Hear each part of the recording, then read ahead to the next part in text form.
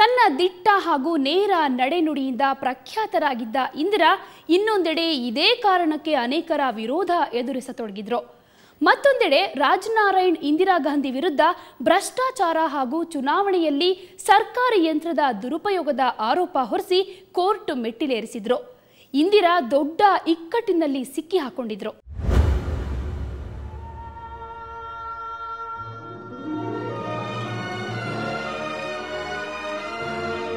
ಇಂದಿರಾ ಚುನಾವಣೆಯಲ್ಲಿ ಅಕ್ರಮ ಎಸಗಿದ್ದಾರೆ ಅನ್ನೋದು ರಾಜನಾರಾಯಣ್ ಆರೋಪವಾಗಿತ್ತು. ಈ ಪ್ರಕರಣದ ವಿಚಾರಣೆ ನಡೆಸಿದ ಅಲಹಾಬಾದ್ ನ್ಯಾಯಾಲಯ ಇಂದಿರಾ ಆಯ್ಕೆಯನ್ನ ಅನೂರ್ಜಿತಗೊಳಿಸಿ ಆದೇಶ ಹೊರಡಿಸಿಬಿಟ್ಟಿತು. ಅಲ್ಲದೆ ಮುಂದೆ 6 ವರ್ಷ ಕಾಲ ಚುನಾವಣೆಗೆ ಸ್ಪರ್ಧಿಸುವಂತಿಲ್ಲ ಅಂತ ಆದೇಶ ನೀಡಿತು. ಈ ತೀರ್ಪಿನ ಬಗ್ಗೆ ಇವತ್ತಿಗೂ ಹಲವು ರೀತಿಯ ಅಭಿಪ್ರಾಯ ಹೊಂದಿದ್ದಾರೆ. ಅಲಹಾಬಾದ್ ಕೋರ್ಟ್ ತೀರ್ಪು ಪಾರ್ಕಿಂಗ್ ತಪ್ಪಿಗೆ ನೇಣು ಶಿಕ್ಷೆ ವಿಧಿಸಿದಂತೆ ಅಂತ ಇಂಗ್ಲೆಂಡ್ನ ಪತ್ರಿಕೆಯೊಂದು ಬರೆದಿತ್ತು.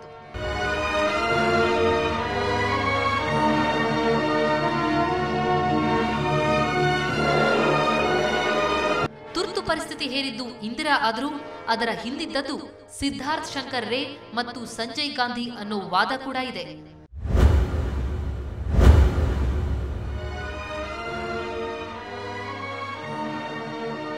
ಇನ್ನೊಂದೆಡೆ ಸಂಪೂರ್ಣ ಕ್ರಾಂತಿಯ ಹರಿಕಾರ ಜಯಪ್ರಕಾಶ್ ನಾರಾಯಣ್ ಜನಪ್ರತಿನಿಧಿಗಳ ಕೆಲಸ ಕಾರ್ಯಗಳಿಗೆ ಅಡ್ಡಿಪಡಿಸುವಂತೆ ಕರೆ ಕೊಟ್ಟಿದ್ದೇ ತುರ್ತು ಪರಿಸ್ಥಿತಿ ಬರೋದಕ್ಕೆ ಕಾರಣ ಅಂತ ಖ್ಯಾತ ಲೇಖಕ ಖುಷ್ವಂತ್ ಸಿಂಗ್ ಒಂದೆಡೆ ಬರೆದಿದ್ದಾರೆ.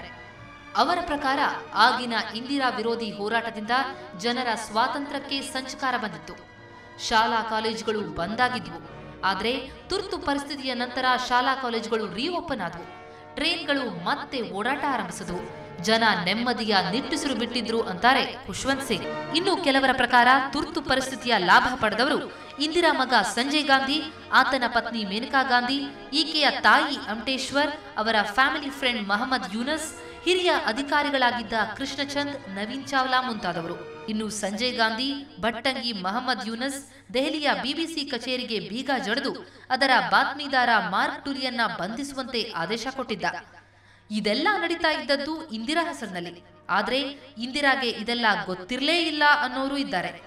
ಇಂದಿರಾಗೆ ಅಪಖ್ಯಾತಿ ತಂದ ಮಗ ಅಂತಾನೆ ಸಂಜಯ್ ಗಾಂಧಿ ಹೆಸರಾಗಿದ್ರು. ಆದ್ರೆ ಇದೇ ಸಂಜಯ್ ಗಾಂಧಿ ಸತ್ತಾಗ ಇಂದಿರಾ ತುಂಬಾ ಡಿಸ್ಟರ್ಬ್ ಆಗಿದ್ರು. ಹುಂಬಾ ಭಿಂದ್ರನ್ವಾಲೆ ಸಿಖ್ ಅನನ್ಯತೆಯ ಹೆಸರಿನಲ್ಲಿ ಸಿಖ್ಖರ ಪವಿತ್ರ ಸ್ಥಳವಾದ ಅಮೃತಸರದ ಸ್ವರ್ಣ ಮಂದಿರ ದೇವಾಲಯವನ್ನ ತನ್ನ ಅಡಗುದಾಣವಾಗಿ ಮಾಡಿಕೊಂಡಿದ್ದ.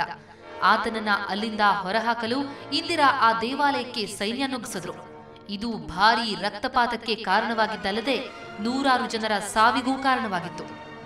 ಆಪರೇಷನ್ ಬ್ಲೂ ಸ್ಟಾರ್ನಲ್ಲಿ ಭಿಂದ್ರನ್ವಾಲೆ ಹತನಾದ. ಆದರೆ ಅದುವರೆಗೆ ಒಬ್ಬ ಸಾಮಾನ್ಯ ಟಕ್ಕನಾಗಿದ್ದ ಈತ ಸೈನ್ಯದ ಕಾರ್ಯಾಚರಣೆಯ ನಂತರ ಹುತಾತ್ಮನ ಪಟ್ಟ ಗಿಟ್ಟಿಸಿದ. ಆಪರೇಷನ್ ಬ್ಲೂ ಸ್ಟಾರ್ ಬಗ್ಗೆ ಇವತ್ತಿಗೂ ಅನೇಕ ಭಿನ್ನಾಭಿಪ್ರಾಯಗಳಿವೆ. ಲೇಖಕ ಖುಷ್ವಂತ್ ಸಿಂಗ್ ಈ ಕಾರ್ಯಾಚರಣೆಯ ಬಗ್ಗೆ ಅಧಿಕಾರಿಗಳು ಇಂದಿರಾರನ್ನ ಸಂಪೂರ್ಣವಾಗಿ ಕತ್ತಲಲ್ಲಿಟ್ಟಿದ್ರು ಅಂತ ಒಂದೆಡೆ ದಾಖಲಿಸಿದ್ದಾರೆ.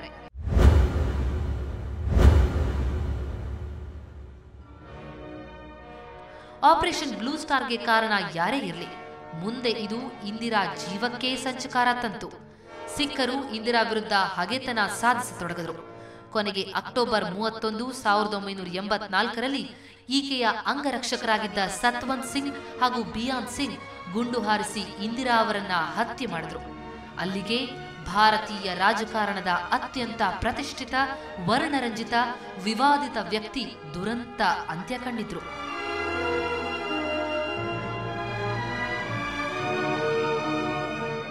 ಟೈಮ್ಸ್ ನಿಯತಕಾಲಿಕದ ಪ್ರಕಾರ ಕಳೆದ ಶತಮಾನದ ವಿಶ್ವದ ಪ್ರಭಾವಿ 25 ಮಹಿಳೆಯರಲ್ಲಿ ಇಂದಿರಾ ಕೂಡ ಒಬ್ರು. ಕನ್ನಡದ ವರಕವಿ ಬೇಂದ್ರೆ ಇಂದಿರಾ ಅವರನ್ನ ಹುಸೇನ್ ದುರ್ಗೆ ಅಂತ ಕರೀತಾ ಇದ್ರು. ಹಾಗೆಯೇ ಕಲಾವಿದ MF ಹುಸೇನ್ ಕೂಡ ಈಕೆಯ ದೊಡ್ಡ ಅಭಿಮಾನಿಯಾಗಿದ್ರು. ನೆಹರು ಅವರ ಮಗಳಾಗಿ ಹುಟ್ಟಿದ ಇಂದಿರಾ ಪ್ರಧಾನಮಂತ್ರಿಯಾಗಿ ಮಿಂಚಿದ್ದು ತನ್ನ ಸ್ವಂತದ ಕ್ರಿಯೆಗಳಿಂದ. ಕೊನೆಗೆ ಇಂಥದ್ದೇ ಕ್ರಿಯೆಗಳಿಂದ ದುರಂತ ಅಂತ್ಯವನ್ನು ಕಂಡ್ರು. ಇದು ಈ ಹೊತ್ತಿನ ವಿಶೇಷ. ನೇರ, ದಿಟ್ಟ, ನಿರಂತರ ಸುದ್ದಿಗಾಗಿ ನೋಡ್ತಾ ಇರಿ ಸುವರ್ಣ ನ್ಯೂಸ್.